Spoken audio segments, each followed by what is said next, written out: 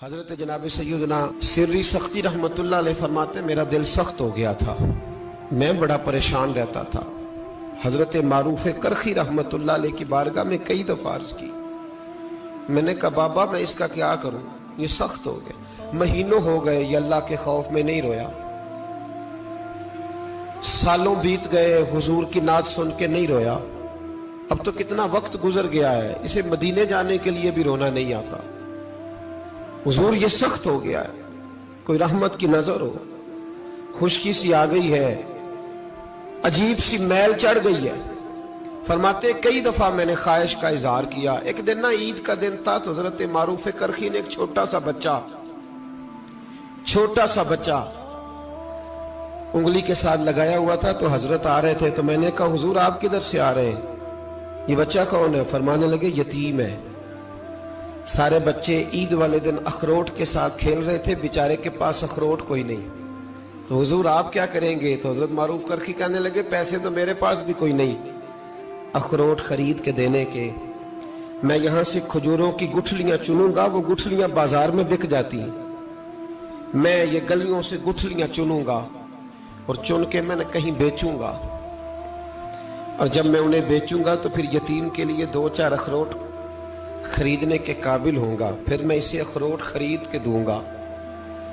پتہ نہیں کہاں کی بات سنا رہا ہوں میں آپ کو، اور پتہ نہیں کہاں کا ذکر کر رہے ہیں بابا جی۔ بچہ یتیم ہے، بچے اخروٹ سے کھیل رہے تھے، اس کے پاس اخروٹ کوئی نہیں۔ بابا آج کا پیر تو معرفت کی بات کرتا ہے، تو یتیم کے لیے گٹھلیاں چننے چلا ہے۔ آج کا پیر تو کہتا ہے میں اے سی والے کمرے میں بیٹھ کے تمہیں بڑا عرش کے اعلیٰ کی بات بتاؤں گا، یتیم کے لیے گٹھلیاں چننا، مدرسے کے طلباء کی نوکری کرنا، یتیموں کا، غریبوں کا، ان مجبوروں کا خیال کرنا، یہ تو رواج ہی نہیں ہے آج کا۔ بابا تو کیا کہانی سنا رہا ہے؟ تو حضرت معروف کرخی کہنے لگے گٹھلیاں چنوں گا، پھر انہیں بیچوں گا، پھر جب کچھ پیسے ملیں گے نا تو میں اسے اخروٹ خرید کے دوں گا، اور فرمانے لگے جب یہ اخروٹ سے کھیل کر ہنسے گا نا تو اللہ میرے دل کو سکون عطا فرمائے گا۔ میں گٹھلیاں چننے جا رہا ہوں، میں مزدوری کرنے، تیری تلاش میں پھرا میں جنگل، پہاڑ اور دشت میں۔ تو حضرت سری سختی فرماتے ہیں میرے گھر میں پیسے تھے، میں نے کہا حضور اگر یہ نوکری مجھے مل جائے تو میں غلام جو ہوا، اگر مجھے دے دے یہ نوکری تو میں نہ کر لوں؟ فرمانے لگے تو کر لے۔ فرماتے میں اس یتیم کو پہلے گھر لے گیا، وہاں سے میں نے پیسے لیے، پھر بازار لے گیا، کپڑے خریدے، اس کے لیے ٹوپی خریدی، پھر میں نے اسے 2 کھجوریں کھلائیں، پھر اخروٹ خرید کے دیے۔ حضرت سیدنا معروف کرخی کہتے ہیں اس کو میں نے چیزیں دے کے نا، وہ بچہ تھا، بچے ہی ہوتے ہیں، میں نے جب اسے اخروٹ دیے تو وہ دوڑنے لگا، میں بھی ہلکا ہلکا پیچھے چلنے لگا۔ فرماتے ہیں وہ جا کے بچوں کے گروہ میں مل گیا، وہاں درجنوں 20 بچے کھیل رہے تھے، وہ مل گیا، وہ کھیلتا رہا۔ آپ فرماتے ہیں لوگوں اس دن میرے رب نے میرے دل کو اپنے قرب کی لذت بھی عطا کی، اور میرا دل تھا میرے سینے پر ساری رات، تھا میرے سینے میں میرا دل، پر ساری رات میرے نبی کے قدموں کا طواف کرتا رہا ہے۔ اب نہ لگ گیا ہے، پاک ہوئے تے پاک بھی ملدا ہے، اے بنا پاکوں پاک نہیں ملدا۔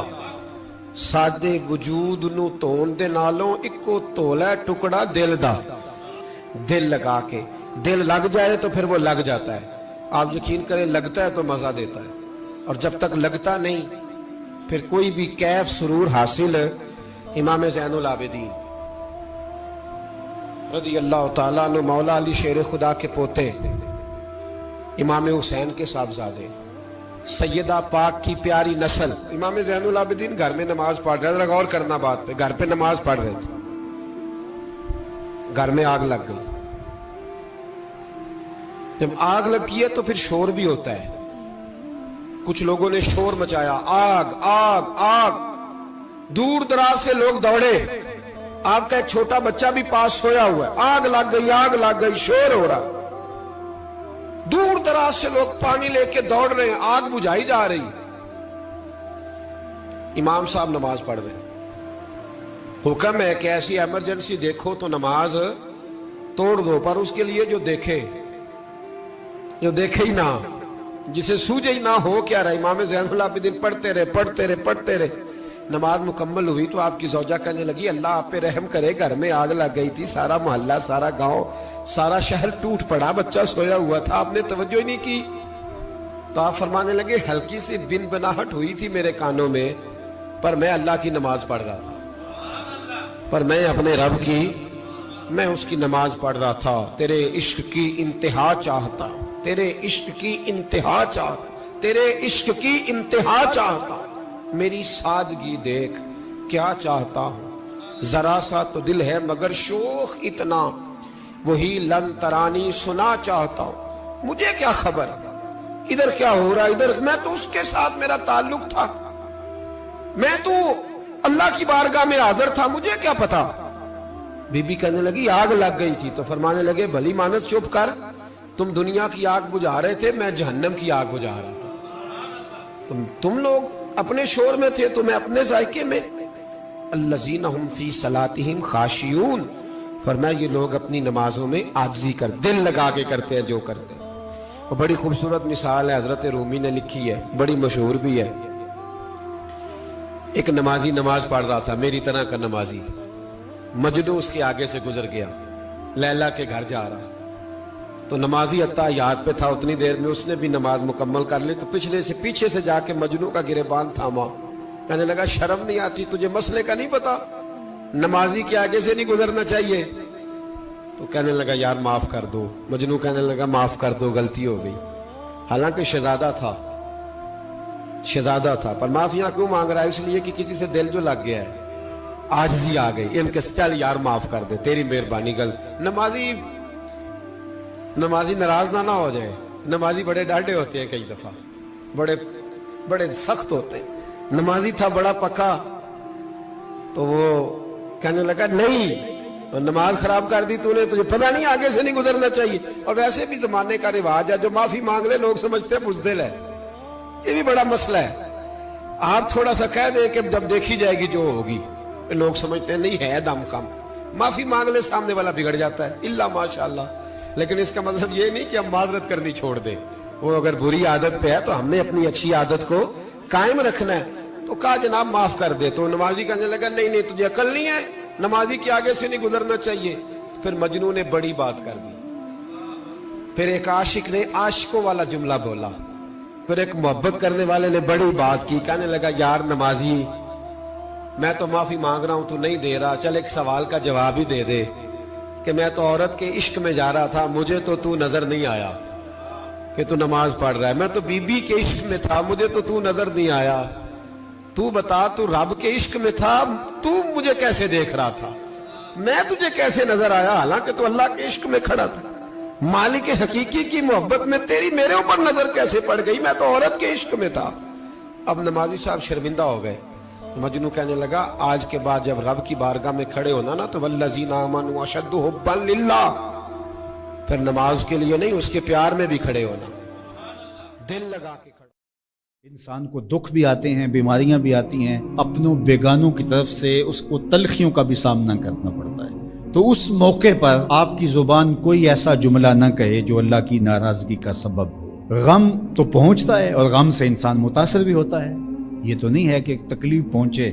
غالب نے کہا تھا روئیں گے ہم ہزار بار کوئی ہمیں ستائے کیوں، تو جب سینے میں دل ہے تو کوئی دکھ دے گا تو دکھی ہوگا، دل بے چین ہوگا۔ تو فرمایا کہ جب تکلیف پہنچے تو مدد کس سے طلب کرو؟ صبر سے، کہ اللہ مجھے توفیق صبر دے۔ روایت ہے کہ سلمان رضی اللہ تعالی عنہ حاضر ہوئے اور ان کے چہرے کے اوپر کوئی ایسے آثار تھے کہ جس کا بہت بڑی پریشانی ہو، تو ان کو کہا کہ تمہارا جو دکھ ہے وہ اس کو کہو جو دکھ کا مداوع کر سکتا ہے، غم اسے کہو جو غم خار ہو، جو غم خار ہی نہ ہو اسے غم کہنے کا فائدہ۔ بعض لوگ غم خواہ بے چین ہوتے کہ میں کوئی پوچھے تمہیں کیا ہے، چہرے کے اوپر جو ہے وہ خشونت سجائے، چہرے کے اوپر جو ہے وہ اداسی سجائے۔ آپ کو صدمہ پہنچے تو بعض کا ٹھیک ہے، انسان بے بس ہو جاتا ہے، اس کے چہرے بچھرے سے اس کا ظہور بھی ہوتا ہے، لیکن کچھ ایسی چیزیں جو چھپائی جا سکتی ہیں اس کو چھپائیں۔ ہنس کے پی جا تلخی ایام کو ناصر، غم کے سہنے میں بھی قدرت نے مزہ رکھا ہے، غم برداشت کریں، اندر اتار دیں اس کو، اس کا اجر رکھا گیا ہے، اس کا صلہ بتایا گیا۔ تو ہر چھوٹی چھوٹی بات کو لوگوں سے شیئر کرنا یہ نہیں ٹھیک ہے، کبھی آپ کوئی ایسی بات ہو آپ کر بھی سکتے ہیں، لیکن ہر وقت جو ہے وہ اکتائے ہوئے رہنا اور میں پریشان ہوں، میں پریشان ہوں، میں دکھی ہوں، میں دکھی ہوں، تو کیا وہ دکھ ختم ہو جائے گا؟ لوگ مہندی سجائیں گے تیرے لہو سے، لوگ مہندی سجائیں گے تیرے لہو سے، زخم دل کے نہ دکھاؤ کسی کو۔ لوگ تو اس سے طرح مذاق بھی اڑائیں گے، اور جب تم ہنستے ہو تو زمانہ تمہارے ساتھ ہنستا ہے، اور جب تم روتے ہو تو زمانہ تمہارے ساتھ نہیں روتا۔ اس لیے یہ آنسو بڑے قیمتی ہیں، وہی بہاؤ جہاں شان کریمی موتی سمجھ کے چن لے۔ یوں ضائع نہ کرو، یوں ان کو برباد نہ کرو، لوگوں کے سامنے رسوا نہ کرو اپنے آپ کو۔ تو صبر کے دامن کو تھامو، ایک تو تلقین یہ کی گئی، اور دوسرا کہا والصلاۃ، اور نماز کے ساتھ اللہ سے مدد طلب کرو۔ حضور علیہ السلام جب بھی کسی مشکل میں مبتلا ہوتے تو حضور نماز کے لیے کھڑے ہو جاتے، اور میں نے خود کئی مرتبہ تجربہ کیا ہے، جب کوئی تکلیف پیدا ہو تو آپ نماز پہ کھڑے ہو جائیں، تکلیف میں تخفیف پیدا ہو جاتی۔ اور بدر سے سخت دن کیا ہو سکتا تھا جب کافر پورے لاؤ لشکر کے ساتھ آ گئے، اور حضور کے لیے عریش ایک چھپر بنا دیا گیا، اور آقا کہیں وہاں مصلی بچھائے ہیں اور رب کے حضور کھڑے ہیں۔ مشکل کے وقت جب کوئی سبب نہ رہے تو اس کے حضور آ جاؤ، وہ تمہاری ضرورتوں کا کفیل ہے۔ وَإِنَّهَا لَكَبِيرَةٌ إِلَّا عَلَى الْخَاشِعِينَ، اور یہ بہت بھاری ہے نماز پڑھنا اور صبر کرنا، لیکن جو اللہ کا خوف سینے میں پالنے والے لوگ ہیں، رکھنے والے لوگ ہیں، ان کے لیے مشکل نہیں ہے۔ بچے کو صبح اٹھائیں آپ نماز کے لیے تو وہ اٹھتا ہی نہیں ہے، بار بار کہہ کے اس کو اٹھانا پڑتا ہے، اور اس نے سوات کی سیر کے لیے جانا ہو اور دوستوں کو ٹائم دیا ہو، تہجد کے وقت ہی تیار ہو کے بیٹھ جاتا ہے۔ اس کا مطلب ہے کہ اس کو نماز کا شوق نہیں ہے، اس کا شوق تھا، جس کا شوق تھا اس کے لیے اٹھنا بھاری نہ ہوا۔ میرے والد گرامی سے کسی نے کہا جی جاگ نہیں آتی، تو فرمانے لگے صبح منڈی جانا ہو تو جاگ آ جاتی ہے، کچہریوں میں تاریخ ہو تو یاد آ جاتی ہے۔ منڈی جانا یہ تمہاری بدنی ضرورت ہے، بچوں کے پالنے کے لیے، اپنی ضرورت کے لیے۔ کچہریوں میں جانا خوف ہے، نہ گیا تو میرے خلاف فیصلہ ہو سکتا ہے، تو تمہیں نہ امید ہے اللہ سے اور نہ اس کا خوف ہے، تو پھر کیسے جاگ آئے؟ اور کسی نے کہا کہ حضور نماز پڑھنا چاہتا ہوں، جاگ نہیں آتی۔ اللہ اکبر، کہنے لگے ارادہ اگر پکا ہو تو نیند نہیں آتی، بار بار اٹھ کے ٹائم دیکھتے ہیں وقت تو نہ گزر جائے۔ اللہ اکبر۔ تو فرمائیے بھاری ہے، لیکن خاشعین کے لیے بھاری نہیں ہے۔ خشیت خدا سینے میں نہیں ہے، اللہ کا خوف سینے میں نہیں ہے، تو واقعی صبح کا اٹھنا بہت زیادہ بھاری ہے، بہت زیادہ مشکل ہے، لیکن جو خشیت والے ہیں ان کے لیے مشکل نہیں ہے۔ یہ مان لیا کہ صبح کا اٹھنا، سحری کا اٹھنا نفس پہ شاک ہے، لیکن اگر کسی کی زندگی کی لذت اس میں رکھ دی گئی ہو، اللہ اکبر، تو پھر اس کے لیے مشکل تو نہیں ہوگا۔ راہ خدا میں تکلیف اٹھانا مشکل صحیح، لیکن زندگی کا سرور اس میں رکھ دیا گیا۔ وہ مزہ دیا تڑپ نے، میری آرزو ہے یا رب، میرے دونوں پہلوؤں میں امیر دل حمزہ بے کا قرار۔ ایمان لانا کوئی معمولی واقعہ نہیں تھا۔ جس طرح مسلمانوں میں خوشی کی لہر دوڑ گئی تھی تو کفار کے اندر یہ خبر ایک بجلی بن کے گری، تو وہ بھی دار الندوہ میں بیٹھے اور سوچنے لگے کہ اب کیا کیا جائے۔ آج ایک حمزہ بن عبد المطلب گئے ہیں، کل کوئی اور چلا جائے گا تو یہ تو طاقتور ہو جائیں گے۔ عمر بن خطاب مجلس میں موجود تھے، کہا تم قصہ چھوڑو، یہ کام میرے ذمہ رہا، میں بانی اسلام کی زندگی کا چراغ ہی بجھا دیتا ہوں۔ روز روز کا قصہ ہی تمام ہوتا ہے، تلوار حمائل کی اور ارادہ قتل سے گھر سے نکلتے ہیں، تقدیر ہنس کے کچھ اور ہی بول رہی ہے۔ سودا لینے کے لیے بازار گئے، سودا لینے کے لیے بازار گئے، ہاتھ اس کے بکے جس کے خریدار گئے۔